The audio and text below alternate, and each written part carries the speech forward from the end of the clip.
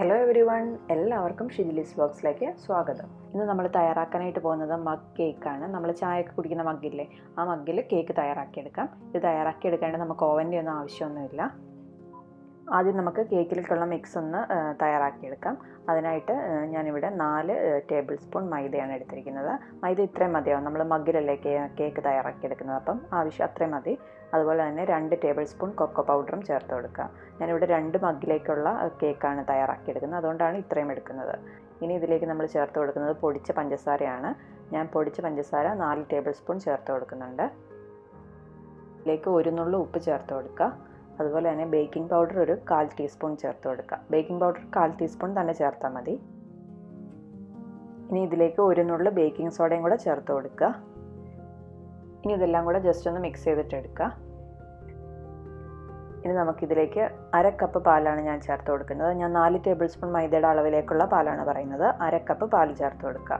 അതുപോലെ തന്നെ 4 table spoon ബട്ടറും ചേർത്ത് കൊടുക്കുക. ബട്ടറും പാലും ഒക്കെ റൂം ടെമ്പറേച്ചറിലുള്ളതാവാനായിട്ട് ശ്രദ്ധിക്കുക. ഇനി ഇതിലേക്ക് 1 ഡ്രോപ്പ് വാനില എസൻസ് ചേർത്ത് കൊടുക്കുക. എസൻസ് ഒന്നും ചേർക്കണം നിർബന്ധമൊന്നുമില്ല, താല്പര്യം ഉണ്ടെങ്കിൽ 1 ഡ്രോപ്പ് മാത്രം ചേർത്താൽ മതി.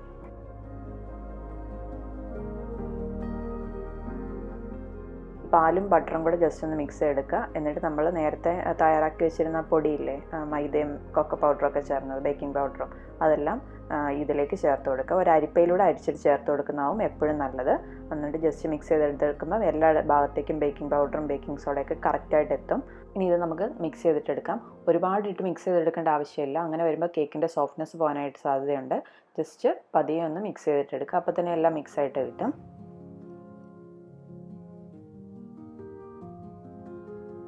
ഈ ഒരു പരുവത്തിൽ നമുക്കിത് മിക്സ് ചെയ്തിട്ടെടുക്കണം. നമുക്കിനി മഗ്ഗിലേക്ക് ഈ കേക്കിൻ്റെ മിക്സ് ഒഴിച്ച് കൊടുക്കാം. ഞാൻ ഒരെണ്ണം മൈക്രോവേവിൽ വെച്ചിട്ടാണ് തയ്യാറാക്കിയെടുക്കുന്നത്, ഒരെണ്ണം അപ്പച്ചെമ്പിലും വെച്ചിട്ടാണ് തയ്യാറാക്കിയെടുക്കുന്നത്.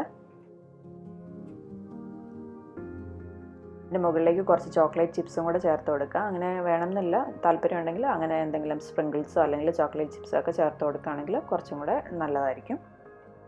ഇനി നമ്മൾ കേക്ക് തയ്യാറാക്കിയെടുക്കുന്നത് ഇതുപോലെ ഇഡ്ഡലി പാത്രത്തിൽ വെച്ചിട്ടാണ്. അതിൽ ആവശ്യത്തിന് വെള്ളം വെച്ച് കൊടുക്കുക. എന്നിട്ട് നന്നായിട്ട് തിളയ്ക്കട്ടെ.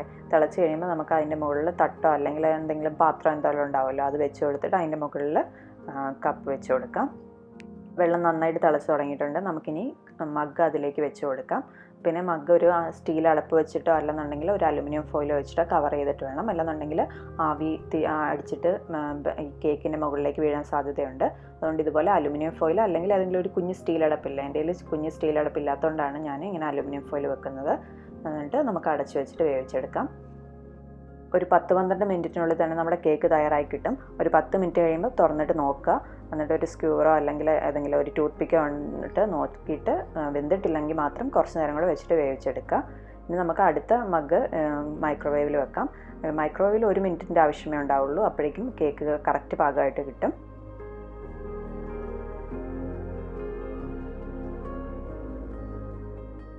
1 മിനിറ്റിൽ നമ്മുടെ മൈക്രോവേവിൽ വെച്ച കേക്ക് റെഡിയായി കിട്ടും. ഇതുപോലെ ഒരു സ്ക്യൂറോ എന്തെങ്കിലും വെച്ചിട്ടൊന്ന് കുത്തി നോക്കിയാൽ മതി. അപ്പോൾ ഒട്ടി പിടിക്കുന്നില്ല എന്നുണ്ടെങ്കിൽ നമ്മുടെ കേക്ക് കറക്റ്റ് പാകമായി എന്നുള്ളതാണ്.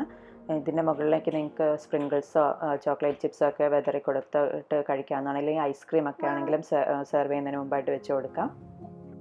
1 മിനിറ്റ് തന്നെ മതിയാകും കേട്ടോ, കറക്റ്റായിട്ട് വെന്ത് കിട്ടാണ്ട്. ഈ ഉൾഭാഗമൊക്കെ കണ്ടോ, നന്നായിട്ട് വെന്ത് നല്ല സോഫ്റ്റ് ആയിട്ടുള്ള കേക്കാണ്. ഇനി നമുക്ക് ഇഡ്ഡലിച്ചെമ്പിൽ വെച്ച കേക്കും കൂടെ നോക്കാം. ഞാൻ 10 മിനിറ്റ് കഴിഞ്ഞപ്പോൾ ഒന്ന് നോക്കിയിട്ടുണ്ടായിരുന്നു. അപ്പം ഒരു തരിയുടെ വേവാനുണ്ടായിരുന്നു. അപ്പോൾ ഒരു 2 മിനിറ്റും കൂടെ ഒന്ന് വെച്ചു. ഇപ്പോൾ കറക്റ്റ് വേവാണ്.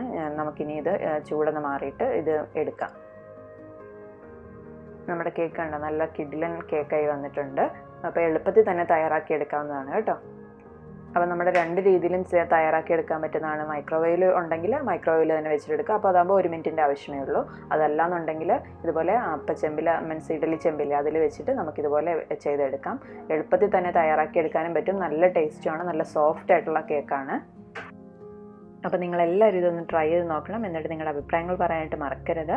വേറൊരു വീഡിയോയുമായിട്ട് വീണ്ടും കാണാം. അതുവരേക്കും ബൈ ബൈ.